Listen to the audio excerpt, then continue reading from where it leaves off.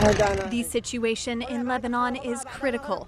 The escalating conflict in the Middle East with the war in Gaza has now shifted its focus to Israel's northern border. Continuous attacks between the Israeli army and the terrorist group Hezbollah, allied with Iran and Hamas, have caused an unprecedented crisis, especially for civilians. Lebanon, with almost 6 million inhabitants, now has 1 million displaced people, many of them Christians. The Holy See is reiterating the call for a ceasefire.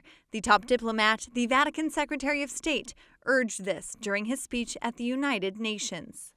The ongoing intensification of the conflict between Hezbollah and the Israeli military is putting at high risk the whole region.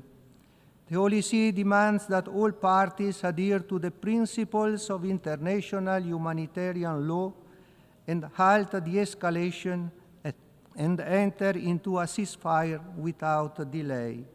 Lebanon has already faced intense hardship in previous years.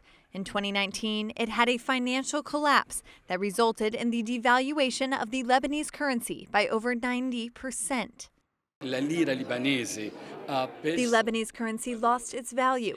If a family salary was, for example, $1,000, it became $50. Imagine how these people live. Add this to the coronavirus pandemic and the 2020 Beirut explosion, where some 200 people were killed and 7,000 were injured. In August, Pope Francis met with 20 families affected by the explosion. Con voi faccio memoria di tutti coloro ai quali quella tremenda esplosione ha tolto la vita. This is not the only gesture Pope Francis has extended to the Lebanese people. In 2021, he met with all the Christian leaders of the country at the Vatican.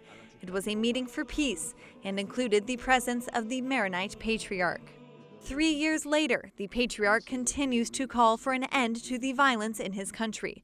And regarding the recent Israeli invasion, he urged the need to elect a new president of the Republic, a post that has been vacant for the past 2 years.